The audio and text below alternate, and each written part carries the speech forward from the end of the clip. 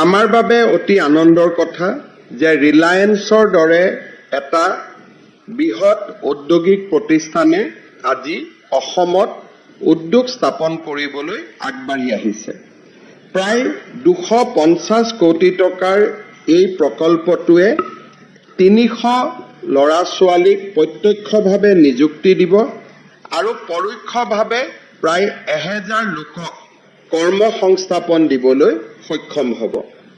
আমি সকলোৱে জানো যে আমাৰ ৰাজ্যখনত বহুদিন ধৰি আমি এটা উদ্যোগৰ বাবে প্ৰয়োজনীয় পৰিৱেশ নিৰ্মাণ কৰিব নোৱাৰাৰ বাবে অসমৰ বহু ল'ৰা ছোৱালীয়ে দেশৰ বিভিন্ন ৰাজ্যত গৈ কাম কৰিছিলে।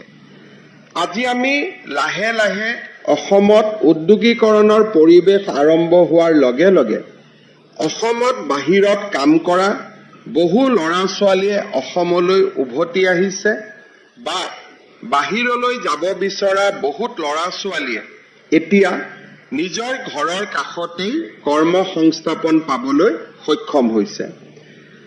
আমি ইতিমধ্যে যোৱা 3.5 বছৰত অসমত 40,000 কোটি টকা বিনিয়োগেৰে কেইবাটাও উদ্যোগৰ স্থাপনৰ বাবে মেমৰেণ্ডাম অফ আণ্ডাৰষ্টেণ্ডিং আমি চহী কৰিছিলোঁ আৰু লাহে লাহে সেই সময়ত আমি স্বাক্ষৰ কৰা যিবিলাক MOU আছিলে লাহে লাহে আজি কাৰ্যত পৰিণত হোৱা আমি দেখা পাইছোঁ।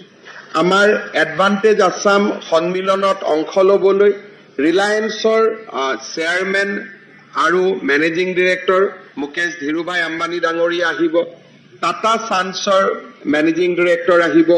এই ধৰণে অসমৰ আৰু অসমলৈ সেই দিনাখন ভাৰতৰ গোটেইসমূহ ঔদ্যোগিক প্ৰতিষ্ঠানৰ যাক আমি মূল ব্যক্তি বুলি কওঁ তেখেতসকল অসমলৈ আহিব আৰু মোৰ লগত প্ৰাৰম্ভিকভাৱে কথা পতা অনুসৰি তেওঁলোকে এটা মুকলি মন লৈ অসমলৈ আহিব যাতে অসমত প্ৰথমবাৰৰ বাবে প্ৰাইভেট ইনভেষ্টমেণ্ট তেওঁলোকে এনাউন্স কৰিব পাৰে।